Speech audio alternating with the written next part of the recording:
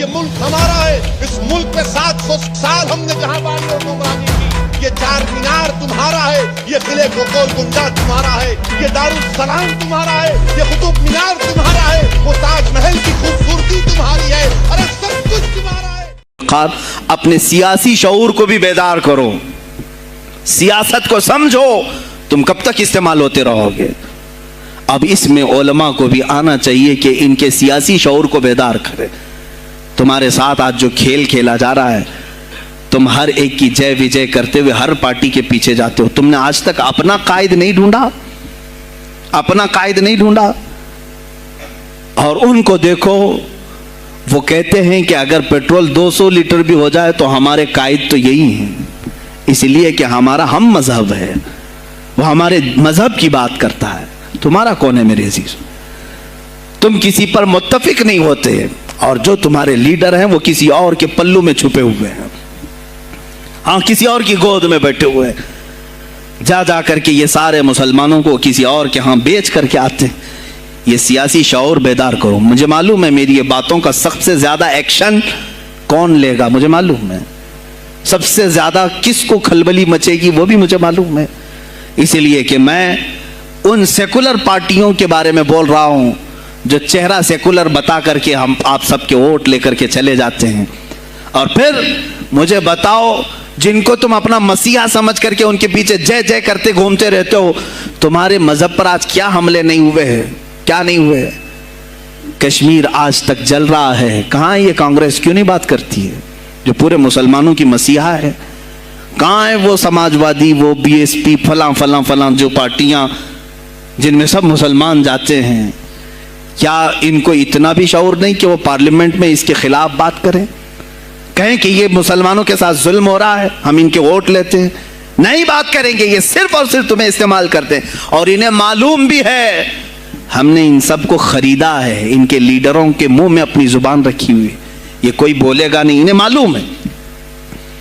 تمہیں یہ اندازہ نہیں میرے عزیزو. آج میں بولوں تو لوگوں کو تکلیف ہوگی. کشمیر کے ایسے حالات ہیں, رو رہے ہیں وہاں پر. ایک مولانا ہیں, مسجد کے امام ہیں, انہوں نے کہا, باضابطہ حلفیہ کہا نوجوان میرے پاس نماز کے لیے آتا تھا, اس نے یہ کہا کہ حضرت کیا سوسائڈ کرنے کی اجازت ہے؟ کہا کیوں؟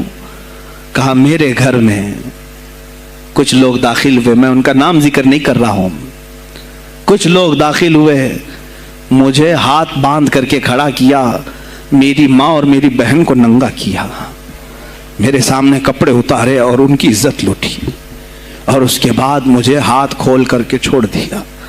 مجھے بتائیں اس کے بعد بھی جینے کا کوئی مقصد رہتا ہے؟ مجھے بتائیں اس کے بعد بھی جینے کا کوئی حاصل ہے؟ یہ سب تمہارے ساتھ بھی ہوگا.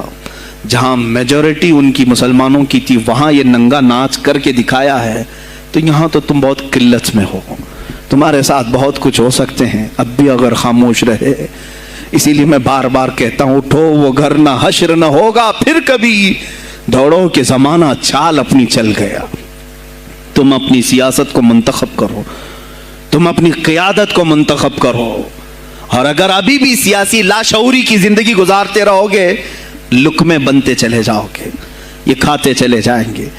بات میں سلطان الاولیاء غوث پاک کی کر رہا تھا, لیکن مجھے یہ حالات پر گفتگو ضرور کرنی ہے, اس لیے کہ مجھے معلوم نہیں ہے کہ میری زبان پر کب تالے لگائے جائیں گے یا میری گردن پر کب چھری پھیری جائے گی, مجھے اس کا اندازہ نہیں. لیکن اے مسلمانوں, تم میری ذات سے الجھتے ہو تو الجھ جاؤ, مجھے اگر بلیم کرتے ہو, تانے مارتے ہو تو مار لو. چند دنوں کی بات ہے, جب تک میری سانسیں چل رہی ہیں تب تک مجھے گالیاں دو گے, لیکن جس دن میں بھی دنیا سے جاؤں گا اس دن تم ہماری باتیں یاد رکھو گے, اس دن یاد کرو گے. مجھے اپنے بچوں کو یہی بتانا ہے کہ اب وہ دور آیا ہے جہاں ممبروں سے بھی بولنے میں اب گھبراہٹ ہے.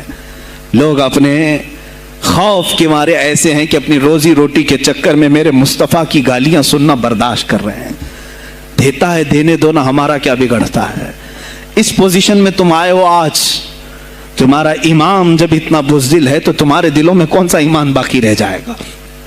اس لیے شعور پیدا کرو. اگر اولیاء کی نسبت تمہارے دل میں ذرا برابر بھی باقی ہے تو اٹھو میرے عزیزو, آپ قیامت کے دن جواب دہ ہوں گے میرے نبی صلی اللہ تعالیٰ علیہ وسلم کی عظمت پر۔ آج جو حملے ہو رہے ہیں یہ ہماری زندگی کا سب سے بڑا ایشو ہے۔ آج مطالبے کرو، مانگو تو کس چیز کو مانگو؟ بس یہ ہے کہ میری نبی کی عزت سلامت رہے، مجھے دنیا میں اور کچھ نہیں چاہیے۔